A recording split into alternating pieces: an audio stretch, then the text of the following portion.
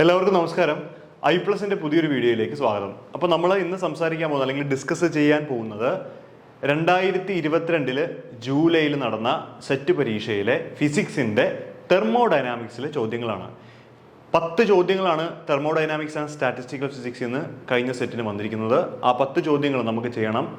നിങ്ങൾ എഴുതിയ question paper A ആണെങ്കിൽ, എ വേർഷൻ ക്വസ്റ്റ്യൻ പേപ്പർ ആണെങ്കിൽ അതിൽ 46-ാമത്തെ ചോദ്യം മുതൽ 55-ാമത്തെ ചോദ്യം വരെ ഈ പറയുന്ന തെർമോ ഡൈനാമിക്സ് ആയിരുന്നു. അപ്പോൾ നമുക്ക് ഓരോ ചോദ്യങ്ങളായിട്ട് ചെയ്യാം.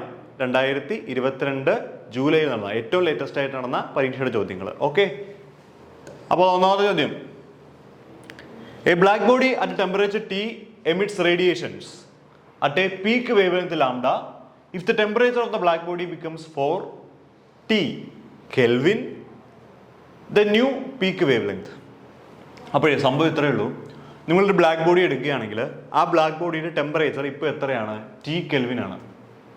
അതേസമയം തന്നെ T Kelvin ബ്ലാക്ക് ബോഡി പുറത്തേക്ക് റേഡിയേറ്റ് ചെയ്യുന്ന വേവ് ലെങ്ത്, ലൈറ്റിന്റെ വേവ് ലെങ്ത് എത്രയാണ്? ലാംഡയാണ്. ഇനിയിപ്പോൾ നമ്മളൊരു കാര്യം ചെയ്യാൻ പോകും, എന്താണെന്നറിയോ?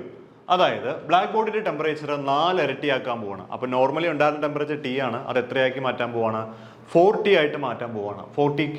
The new peak wave length. അങ്ങനെയാണെങ്കിൽ പുതിയ വേവ് ലെങ്ത് എത്രയാണെന്നുള്ളതാണ് നമ്മുടെ ചോദ്യം.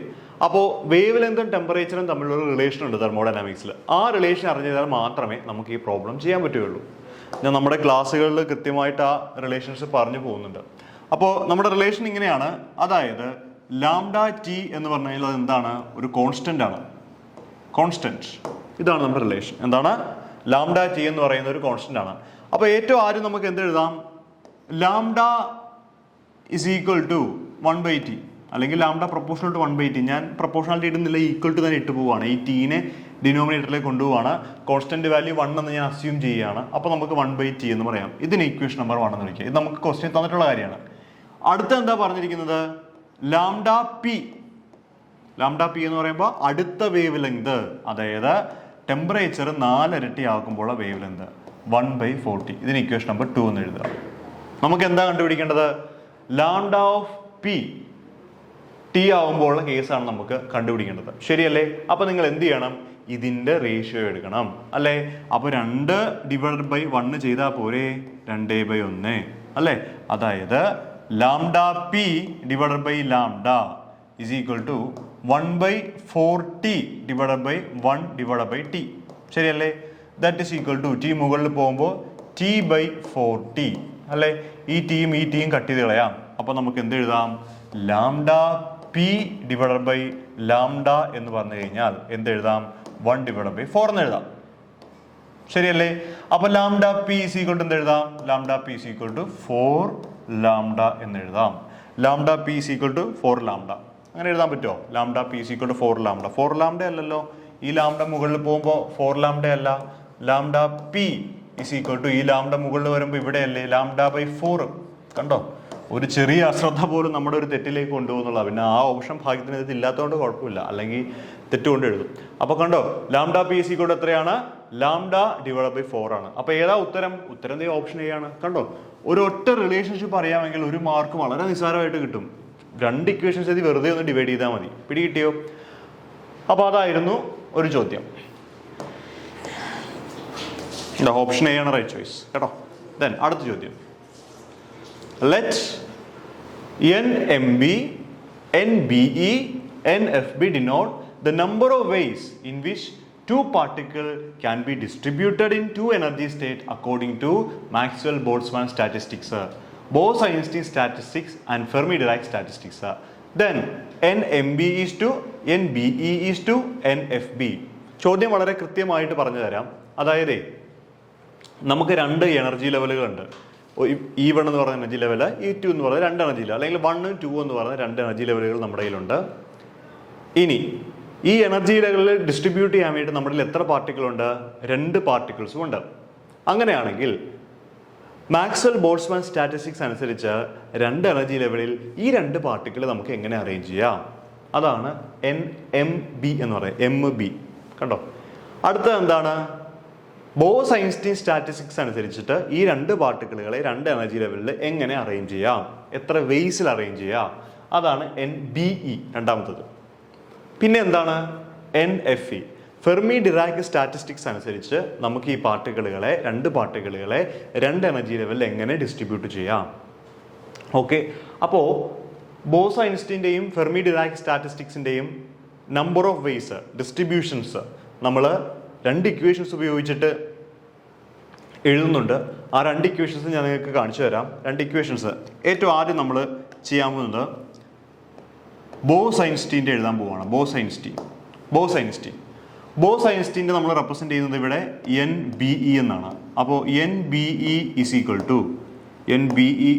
ടു ഇക്വേഷൻ ഇങ്ങനെയാണ്: n+g -1 factorial divided by n factorial into g -1 factorial. Okay, ഇവിടെ n എന്ന് പറഞ്ഞാൽ എന്താണെന്നറിയോ? നമ്പർ ഓഫ് പാർട്ടിക്കിൾസ് ആണ്. g എന്ന് പറഞ്ഞാൽ എന്താണെന്നറിയോ? എത്ര എനർജി ലെവലുകൾ ഉണ്ടെന്ന എണ്ണത്തെയാണ് നമ്മൾ g എന്ന് പറയുന്നത്. ഇവിടെ എത്ര പാർട്ടിക്കിളുകളുണ്ട്? ഇവിടെ 2 പാർട്ടിക്കിൾ. ചോദ്യത്തിനുണ്ട് 2 പാർട്ടിക്കിളുണ്ട്, അതുപോലെ 2 എനർജി സ്റ്റേറ്റുകളുണ്ട്. അതിന്റെ g എന്ന് പറഞ്ഞാൽ 2 ആണ്, n എന്ന് പറഞ്ഞാൽ 2 ആണ്. കണ്ടോ? ഇതിൻ്റെ അകത്തേക്ക് ഒന്ന് ഇട്ട് കൊടുത്ത് നിങ്ങൾ വെറുതെ ഇട്ട് കൊടുത്താൽ മതി. 2 + 2 - 1 factorial divided by 2 factorial into 2 - 1 factorial. That is equal to 4 - 1 factorial divided by 2 factorial into 1 factorial. That is equal to 3 factorial divided by 2 factorial. 1 factorial 1 തന്നെ. That is equal to 1 into 2 into 3 divided by 1 into 2. 1 into 2 cut ചെയ്ത് കഴിഞ്ഞാൽ ബാക്കി എത്ര കിട്ടും? 3 എന്ന് പറഞ്ഞൊരു value കിട്ടും. അതായത് 3 രീതിയിൽ നമുക്ക് 2 പാർട്ടിക്കിളുകളെ 2 എനർജി ലെവലുകളിൽ ബോസ് ഐൻസ്റ്റീൻ സ്റ്റാറ്റിസ്റ്റിക്സ് അനുസരിച്ചിട്ട് അറേഞ്ച് ചെയ്യാൻ സാധിക്കും. ഓക്കെ, അടുത്തത് ഫെർമി ഡിറാക് FD എന്ന് നമ്മൾ പറയുന്നത് Fermi Dirac statistics. Fermi Dirac statistics എന്ന് പറയുമ്പോൾ NFD എന്ന് നമ്മൾ എഴുതും. ദാറ്റ് ഈസ് ഈക്വൽ ടു ഇതിനും ഇതുപോലെ തന്നെ ഒരു ഇക്വേഷൻ ഉണ്ട്. ഇക്വേഷൻ ഇങ്ങനെയാണ്: g factorial divided by n factorial into g - n factorial. ഇതാണ് നമ്മുടെ ഇക്വേഷൻ. കണ്ടോ? അപ്പോൾ ഇവിടുത്തെ g ഫാക്ടോറിയൽ എത്രയാണ്? 2. അപ്പോൾ 2 factorial divided by n 2 factorial into 2 - 2 factorial. That is equal to 2 factorial divided by 2 factorial into 0 factorial. ശരിയല്ലേ? 0 factorial എന്ന് വെച്ചാൽ എത്രയാ? അത് 1 ആണ്. 1. So that is equal to 1 into 2 divided by 1 into 2 into 1. 0 factorial എല്ലാം cut ചെയ്ത് കളഞ്ഞാൽ ബാക്കി എത്ര കിട്ടും? 1 എന്ന് കിട്ടും. അപ്പോൾ ഒരു വേസിൽ മാത്രമേ നമുക്ക് ഫെർമി ഡിറാക് സ്റ്റാറ്റിസ്റ്റിക്സ് അനുസരിച്ചിട്ട് പാർട്ടിക്കിളുകൾ അറേഞ്ച് ചെയ്യാൻ പറ്റുള്ളൂ. ഇനി ഞാൻ മാക്സ്വെൽ ബോൾട്സ്മാൻ്റെ കൂടി നിങ്ങളോട് പറയുകയാണ്. മാക്സ്വെൽ ബോൾട്സ്മാൻ്റെ ചെയ്യാൻ വേണ്ടിയിട്ട് ഞാൻ ലെവൽ ഡയഗ്രം ഉപയോഗിച്ചിട്ടാണ് എഴുതാൻ പോകുന്നത്. നോക്കിക്കോണേ. അപ്പോൾ ഞാൻ കണ്ടുപിടിക്കാൻ പോകുന്നത് n മാക്സ്വെൽ ബോൾട്സ്മാൻ ആണ് കണ്ടുപിടിക്കാൻ പോകുന്നത്. ഓക്കെ, അതായത് MB മാക്സ്വെൽ ബോൾട്സ്മാൻ സ്റ്റാറ്റിസ്റ്റിക്സിലെ NMB. 2 എനർജി ലെവലുകളാണ് നമുക്ക് ഉണ്ടെന്ന് ഞാൻ ഓൾറെഡി പറഞ്ഞു കഴിഞ്ഞു അല്ലേ? അപ്പോൾ ഒന്നാമത്തെ പാർട്ടിക്കിളിന് ഇവിടെ വെക്കും, രണ്ടാമത്തെ പാർട്ടിക്കിളിന് ഇവിടെ വെക്കും. രണ്ടാമത്തെ പാർട്ടിക്കിളിന് ഇവിടെ വെക്കും, ഒന്നാമത്തെ പാർട്ടിക്കിളിന് ഇവിടെ വെക്കും. പിന്നെ 2 പേരെയും ഇവിടെ തന്നെ വെക്കാൻ പറ്റും. 1-നും 2-നും ഒരുമിച്ച് വെക്കാൻ പറ്റും. അതുപോലെ 1-നും 2-നും ഇവിടെയും വെക്കാൻ പറ്റും. കാരണം എന്താ? മാക്സ്വെൽ ബോൾട്സ്മാൻ സ്റ്റാറ്റിസ്റ്റിക്സ് അനുസരിച്ചിട്ട് ഒരു ലെവലിൽ എത്ര പാർട്ടിക്കിളെ വേണമെങ്കിലും നമുക്ക് വെക്കാൻ സാധിക്കും. അത് ഏത് രീതിയിൽ വേണമെങ്കിലും വെക്കാൻ പറ്റും. പിടികിട്ടുന്നുണ്ടോ? അപ്പോൾ ഇതൊരു വേസ് ആണ്. ഇത് ഒരു രീതിയിൽ അറേഞ്ച് ചെയ്യുന്നതാണ് ഇത്. ഈ 1ഉം 2ഉം നമ്പരല്ല, ഒന്നാമത്തെ പാർട്ടിക്കിൾ രണ്ടാമത്തെ പാർട്ടിക്കിൾ എന്നാണ് കേട്ടോ അതിൻ്റെ മീനിങ്. ഒരു പാർട്ടിക്കിൾ ഇവിടെ 2 പാർട്ടിക്കിൾ ഇവിടെ എന്നല്ല. ഒന്നാമത്തെ പാർട്ടിക്കിൾ രണ്ടാമത്തെ പാർട്ടിക്കിൾ, രണ്ടാമത്തെ പാർട്ടിക്കിൾ ഒന്നാമത്തെ പാർട്ടിക്കിൾ, 1-ലും 2 ഇവിടെ വെച്ചിട്ടുണ്ട്, 1-ഉം 2 ഇവിടെ വെച്ചിട്ടുണ്ട്. അപ്പോൾ ഇതൊരു വേസ് ആണ്. ഇത് മറ്റൊരു രീതിയിലുള്ള അറേഞ്ച്മെന്റ്. ഇത് വേറൊരു വേസ് ആണ്. ഇത് ഫൈനൽ വേസ് ആണ്. പിടികിട്ടിയോ? അപ്പോൾ എത്ര വേസിൽ അറേഞ്ച് ചെയ്യാൻ പറ്റും? 4 രീതിയിൽ നമുക്ക് അറേഞ്ച് ചെയ്യാൻ പറ്റും. ശരിയല്ലേ? എത്ര രീതിയിൽ? 4 രീതിയിൽ അറേഞ്ച് ചെയ്യാൻ പറ്റും. അപ്പോൾ നിങ്ങളൊന്ന് റേഷ്യോ നോക്കിയേ. മാക്സ്വെൽ ബോൾട്സ്മാൻ എന്ന് പറയുമ്പോൾ 4, ബോസ് ഐൻസ്റ്റീൻ എന്ന് പറയുമ്പോൾ എത്രയാണ്? 3, ഫെർമി ഡിറാക് എന്ന് പറയുമ്പോൾ 1. അപ്പോൾ റേഷ്യോ എങ്ങനെയാണ്? 4:3:1. എത്രയാണ്? 4:3:1 എന്ന് പറയുന്ന റേഷ്യോ നമുക്ക് പറ്റും. ഓപ്ഷൻ നോക്കണം. 4:3:1 യെസ് ഉണ്ട്. അപ്പോൾ ഏതാണ്? ഓപ്ഷൻ സി ആണ് ശരിയായിട്ടുള്ളത്. ശരിയല്ലേ? അപ്പോൾ ബോസ് ഐൻസ്റ്റീൻ്റെയും ഫെർമി ഡിറാക്കിൻ്റെയും ഇക്വേഷൻ ഉപയോഗിച്ച് കണ്ടുപിടിക്കാം. മാക്സ്വെൽ ബോൾട്സ്മാൻ ആണെങ്കിൽ ഈ രീതിയിലുള്ള അറേഞ്ച്മെന്റിൽ നമുക്ക് കണ്ടുപിടിക്കാം കേട്ടോ. രണ്ട് രീതിയിൽ പറയാൻ വേണ്ടിയിട്ടാണ് അങ്ങനെ പോയിരിക്കുന്നത് കേട്ടോ. കിട്ടിയില്ലേ? ഓപ്ഷൻ സി ആണ് ശരിയായിട്ടുള്ള ഉത്തരം കേട്ടോ. മൂന്നാമത്തെ ചോദ്യം, in thermodynamics Gibbs function is defined as G is equal to H minus Ts, where H is enthalpy and T is temperature and S is entropy. In an isothermal, isobaric, reversible process, Gibbs function will. അപ്പോഴേ നിങ്ങൾ നോക്കണം, G എന്ന് പറഞ്ഞു കഴിഞ്ഞാൽ നമുക്ക് തന്നിട്ടുണ്ട് H minus T S ആണ്. എന്താണ് G എന്ന് പറഞ്ഞാൽ? എന്താണ്? H മൈനസ് ടി എസ് എന്നാണ് നമ്മുടെ G പറഞ്ഞിരിക്കുന്നത്. എന്താണ്? G is equal to H minus T S എന്നാണ്. പിടികിട്ടിയോ? ഇനി ഈ എച്ച് നമുക്ക് അറിഞ്ഞിട്ടുണ്ടാവണം. എച്ച് എന്ന് പറഞ്ഞു കഴിഞ്ഞാൽ H is equal to U plus P V. U plus P V ഇതിങ്ങോട്ട് ഇട്ട് കൊടുക്കുക. അപ്പോൾ ജി ഈസ് ഈക്വൽ ടു നമുക്ക് എന്തെഴുതാം? U plus P V minus T S എന്ന് എഴുതാം അല്ലേ? ഇനി ഞാൻ ഡി ജി എന്ന് കണ്ടുപിടിച്ച് D G is equal derivative എടുക്കുക. ഫസ്റ്റ് ടേമിന്റെ ഡെറിവേറ്റീവ് പ്ലസ് ഇവിടെ രണ്ട് ടേം ഉണ്ടല്ലോ, അപ്പൊ പ്രോഡക്റ്റ് റൂൾ ഉപയോഗിക്കണം. First term into derivative second plus second term into derivative of the first minus ഇവിടെയും അതുപോലെ തന്നെ. എന്താണ്? First term into derivative of the second plus minus ഉള്ളിലേക്ക് കൊടുക്കും മൈനസ് ആവും, minus second term into derivative of the first. Okay, ഇതാണ് D G. ഇനി നമ്മുടെ കണ്ടീഷൻസ് ഓരോന്നായിട്ട് നമുക്ക് എഴുതി നോക്കിയാലോ. ഒന്നാമത്തെ കണ്ടീഷൻ എന്താ? ഇതൊരു ഐസോ തെർമൽ ആണെന്ന് പറഞ്ഞിട്ടുണ്ട് അല്ലേ? അപ്പോൾ ഐസോതെർമൽ എന്ന് പറഞ്ഞു കഴിഞ്ഞാൽ ടി കോൺസ്റ്റന്റ് ആണല്ലോ. ടെമ്പറേച്ചർ കോൺസ്റ്റന്റ് ആണെങ്കിൽ ഡി ടി സീറോ അല്ലേ? ഡെറിവേറ്റീവ് ഓഫ് ടെമ്പറേച്ചർ സീറോ ആവണ്ടേ? ആവും. ഇനി ഐസോബാരിക് എന്ന് പറയുന്നത്, ഐസോബാരിക് എന്ന് വെച്ചാൽ എന്താ? പ്രഷർ കോൺസ്റ്റന്റ് എന്നാണ്. അപ്പൊ അതിന്റെ ഡെറിവേറ്റീവ് ഐസോബാരിക്. അപ്പൊ ഡി പി എന്തായി പോകും? സീറോ ആയി പോകും. ഇനി അടുത്ത് നിങ്ങൾ നോക്കണം, ഇതൊരു റിവേഴ്സിബിൾ പ്രോസസ്സാണ്. എന്താണ്? റിവേഴ്സിബിൾ പ്രോസസ്സാണ്. അപ്പോൾ റിവേഴ്സിബിൾ പ്രോസസ് ആണെങ്കിൽ അതിനുള്ള പ്രത്യേകത എന്താ? അവിടെ ചേഞ്ച് ഇൻ എൻട്രോപ്പി ഉണ്ടാവില്ല. ശരിയല്ലേ? ഇറിവേഴ്സിബിൾ പ്രോസസ്സിലാണ് ചേഞ്ച് ഇൻ എൻട്രോപ്പി ഉള്ളത്. എൻട്രോപ്പി അല്ല, ചേഞ്ച് ഇൻ എൻട്രോപ്പി. എൻട്രോപ്പി ഉണ്ടാവുന്ന ചേഞ്ച്. റിവേഴ്സിബിൾ ആണെങ്കിൽ നേരെ പോയ വഴി തന്നെ തിരിച്ചു വരാൻ പറ്റും, യാതൊരു ചേഞ്ചും അവിടെ സംഭവിക്കില്ല. That means change in entropy എന്ന് പറയുന്നത് എന്താണ്? സീറോയാണ്. അതുകൊണ്ട് തന്നെ റിവേഴ്സിബിൾ ആയതുകൊണ്ട് D S is equal to എന്താണ്? സീറോയാണ് അല്ലേ? അത് മാത്രമല്ല, ചേഞ്ച് ഇൻ ഇന്റേണൽ എനർജിയും എന്താണ്? സീറോ ആണ്. കണ്ടോ? അതാണ് റിവേഴ്സിബിളിന്റെ പ്രത്യേകത. ചേഞ്ച് ഇൻ എൻട്രോപ്പിയും ചേഞ്ച് ഇൻ ഇന്റേണൽ എനർജിയും സീറോ ആണ്. അപ്പൊ അങ്ങനെയാണെങ്കിലേ ദേ ഈ ടേം സീറോ ആയി പോവും, ഈ ടേം സീറോ ആയി പോവും, ഈ ടേം സീറോ ആയി പോവും, ഈ ടേം സീറോ ആയി പോവും. ബാക്കി എന്തേ ഉള്ളൂ? D G is equal to P D V എന്ന് എഴുതാം. D G is equal to എന്താണ്? പി ഡി വി എന്ന് നമുക്ക് എഴുതാൻ പറ്റും.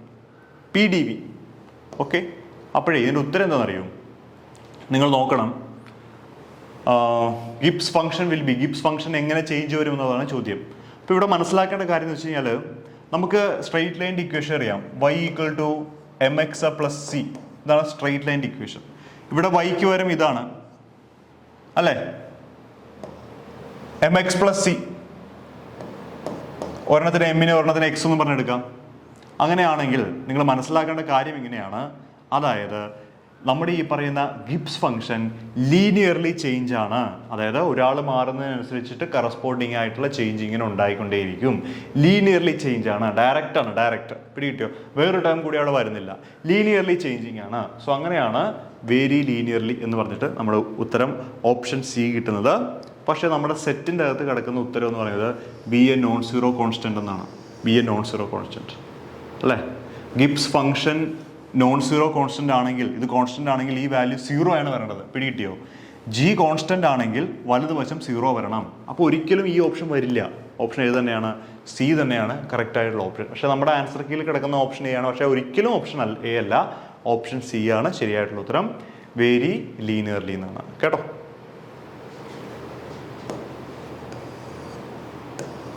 സി ആണ് ശരിയായിട്ടുള്ള ഉത്തരം കേട്ടോ. അടുത്തത്, in a microcanonical ensemble, a system A is fixed volume, is in contact with a large reservoir B, then A can be exchanged. Okay, അപ്പോൾ നമ്മൾ എൻസംബിളുകളെ കുറിച്ച് നമ്മൾ ക്ലാസ്സിൽ പഠിച്ചിട്ടുണ്ട്. അപ്പോൾ ഇവിടെ രണ്ട് സിസ്റ്റംസ് ആണ് നമുക്കുള്ളത്. രണ്ട് വോളിയം ഓഫ് എൻസംബിൾസ് നമ്മുടെ കയ്യിലുണ്ട്. ഒരെണ്ണത്തിന്റെ വോളിയം വി, ഒരെണ്ണം എ ആണ്, മറ്റൊന്ന് ബി ആണ്. ഓക്കെ, ഇവർ തമ്മിൽ പരസ്പരം കോണ്ടാക്റ്റിൽ കൊണ്ടുവന്നു കഴിഞ്ഞാൽ അത് മൈക്രോ കാനോണിക്കൽ എൻസംബിളുകളാണെങ്കിൽ എന്താണ് താഴത്ത് നിൽക്കുന്ന ഓപ്ഷനകത്തുള്ള നടക്കുന്ന കാര്യം? അതാണ് ചോദ്യം. പിടികിട്ടിയോ? അപ്പോൾ രണ്ട് എൻസംബിളുകളാണ്, എയും ബിയും രണ്ട് മൈക്രോ കാനോണിക്കൽ എൻസംബിളുകളാണ്. ഈ എൻസംബിളുകൾ പരസ്പരം കോണ്ടാക്റ്റിൽ വന്നു കഴിഞ്ഞാൽ ഈ 4 ഓപ്ഷനിൽ ഏതാണ് ശരിയായിട്ടുള്ളത് തിരഞ്ഞെടുക്കാൻ പറ്റുന്നതാണ് ചോദ്യം. അപ്പോൾ എൻസംബിളുകളെ കുറിച്ച് നമ്മൾ പഠിക്കണം അല്ലേ? 3 എൻസംബിളുകളാണ് നമുക്കുള്ളത് അല്ലേ? ഏതൊക്കെയാണ്? ഒന്ന് മൈക്രോ കാനോണിക്കൽ എൻസംബിളുകൾ. അത് കഴിഞ്ഞാൽ കാനോണിക്കൽ എൻസംബിൾ. അത് കഴിഞ്ഞാൽ ഗ്രാൻഡ്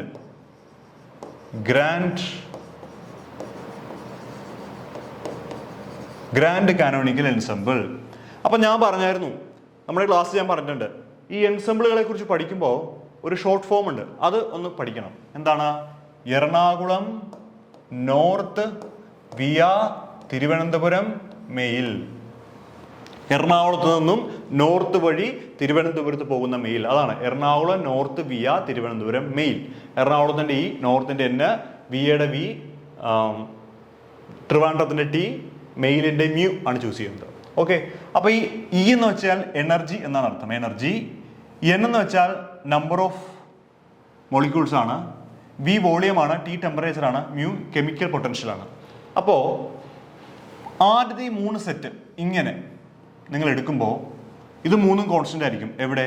മൈക്രോ കാനോണിക്കൽ. അപ്പൊ മൈക്രോ കാനോണിക്കലിന്റെ അകത്ത് എനർജി കോൺസ്റ്റന്റ് ആണ്, എൻ കോൺസ്റ്റന്റ് ആണ്, വി കോൺസ്റ്റന്റ് ആണ്, ഇതെല്ലാം കോൺസ്റ്റന്റ് ആണ്.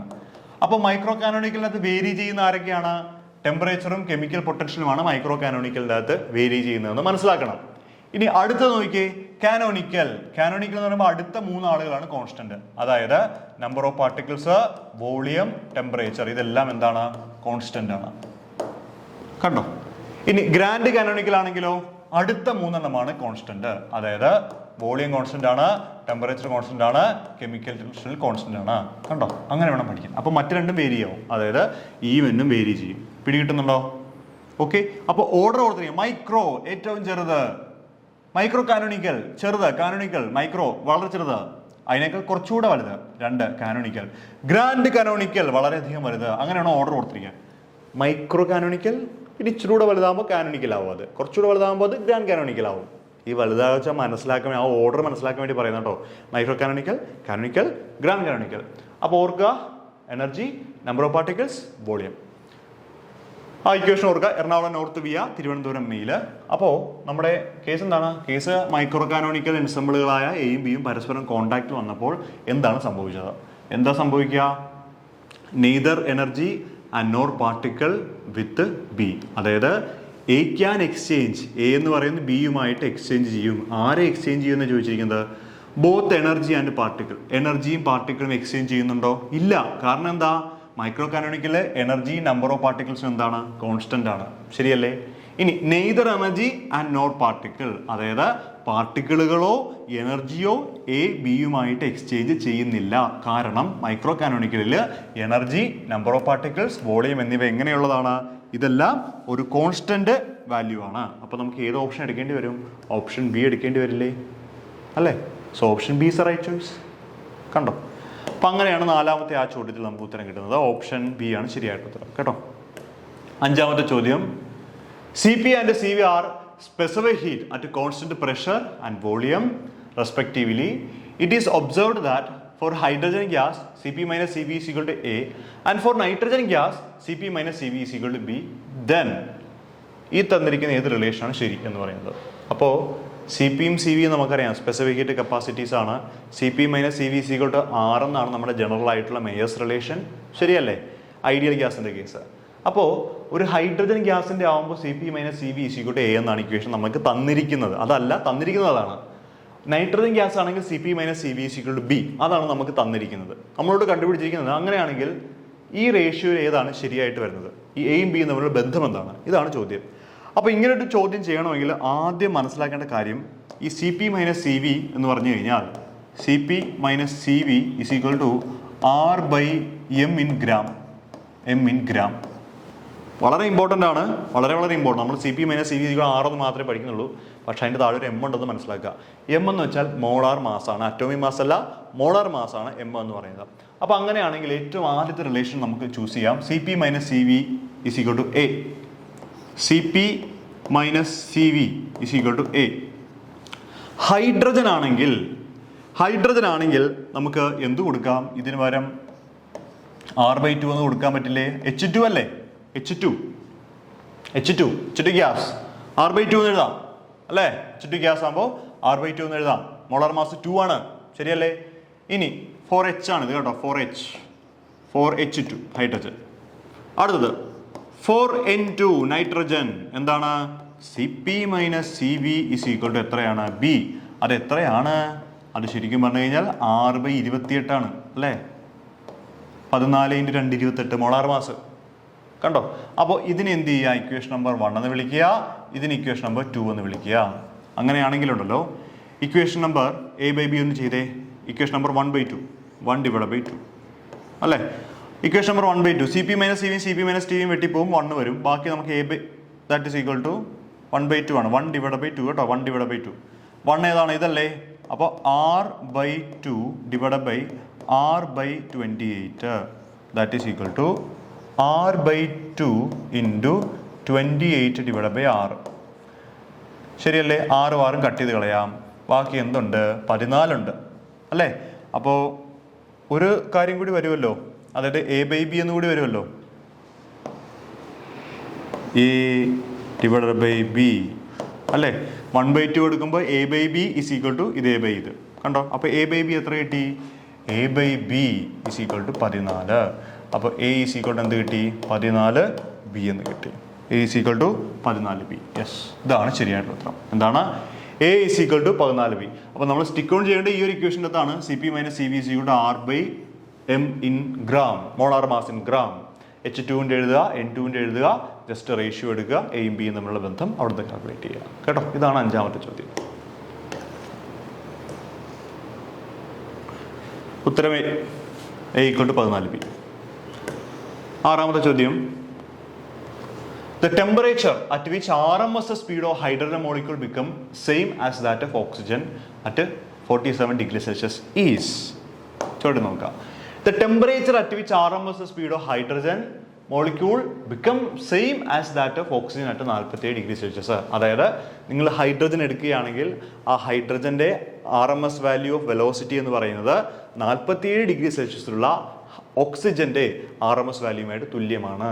അങ്ങനെയാണ് എങ്കിൽ ഒരു ടെമ്പറേച്ചർ ഏത് ടെമ്പറേച്ചറാണ് ഹൈഡ്രജൻ എന്നാണ് കാൽക്കുലേറ്റ് ചെയ്യേണ്ടത്. പിടികിട്ടിയോ?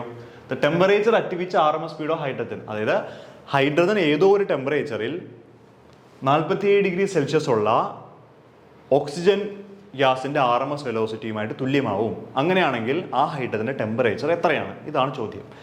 RMS വെലോസിറ്റി കണ്ടുപിടിക്കാൻ വേണ്ടിയിട്ടുള്ള ഇക്വേഷൻ നമ്മൾ പഠിച്ചിട്ടുണ്ട്. VRMS = √3RT/m. എന്താണ്? VRMS = √3RT/m. എന്താണ്? VRMS = √3RT/m എന്ന് പറയുന്നതാണ് നമ്മുടെ ബേസിക് ആയിട്ടുള്ള അതിൻ്റെ ഇക്വേഷൻ. അങ്ങനെയാണെങ്കിൽ നമുക്ക് ബാക്കി ചെയ്യാം. അതായത് ഏറ്റവും ആദ്യം എഴുതേണ്ടത് എന്തിൻ്റെയാണ്? ഹൈഡ്രജൻ്റെ RMS വാല്യൂ നമുക്കൊന്ന് എഴുതി നോക്കാം. ഹൈഡ്രജൻ്റെ RMS വാല്യൂ.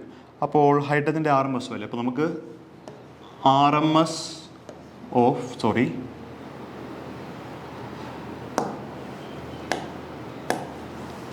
VRMS = √3RT/m. അപ്പോൾ നമുക്ക് ചോദ്യം തന്നിരിക്കുന്ന കാര്യം VRMS ഓഫ് ഹൈഡ്രജൻ H2 = എന്താണ്? VRMS ഓഫ് O2 അറ്റ് എത്ര degree Celsius? 47 degree Celsius. Okay, 47 degree Celsius എന്നാണ്. 47 ഡിഗ്രി സെൽഷ്യസ് ശരിയല്ലേ? അപ്പോൾ നമുക്ക് എന്ത് ചെയ്യാൻ പറ്റും എന്ന് നോക്കാം. RMS വാല്യൂ ഹൈഡ്രജന് പകരം നമുക്ക് √3RT/m എന്ന് എഴുതാം. √3RT/m = നമ്മുടെ RMS വാല്യൂ ഓഫ് എന്തിൻ്റെത്? ഓക്സിജൻ്റെത്. ഓക്സിജൻ്റെ നമുക്കറിയാം 3RT, ടി എന്ന് പറയുമ്പോൾ കെൽവിനിലേക്ക് മാറ്റണം. സോ 47 + 273 കെൽവിനിലേ ഇടാൻ പറ്റുള്ളൂ, ഡിവൈഡഡ് ബൈ എം. ശരിയല്ലേ? ഡിവൈഡഡ് ബൈ എം എന്നിടാം. Okay, that is equal to √3RT divided by എമ്മിന് പകരം 2m എന്ന് കൊടുക്കണ്ടേ, കാരണം H2 അല്ലേ, 2m. That is equal to, ഇനി നമുക്ക് എന്ത് എഴുതാം, √3R into 47 + 273 divided by 32m. O2 അല്ലേ, 16 × 2 32m. ഇനിയിപ്പോൾ എന്ത് ചെയ്താൽ മതി, ഇതേ ഈ റൂട്ടുകൾ കട്ട് ചെയ്ത് കളയാം, 3R കട്ട് ചെയ്ത് കളയാം, അതുപോലെ ഈ m കട്ട് ചെയ്ത് കളയാം. ശരിയല്ലേ? എന്നിട്ട് നമ്മൾ ഇതിനെ എന്ത് ചെയ്യുക, റിസോൾവ് ചെയ്യുക. അപ്പോൾ നമുക്ക് എന്ത് കിട്ടും, T = 2 × 320 divided by 32. Okay, so that is equal to 32 കൊണ്ട് വെട്ടുമ്പോൾ 10 × 2 എത്ര കിട്ടും, 20K. കണ്ടോ? ഓപ്ഷൻ സി ആണ് റൈറ്റ് ചോയ്സ്. എന്താണ്? ഓപ്ഷൻ സി ആണ് നമ്മുടെ റൈറ്റ് ചോയ്സ് ആയിട്ട് ഇതിനകത്ത് വരുന്നത്, ഓപ്ഷൻ സി. ഓക്കെ അല്ലേ?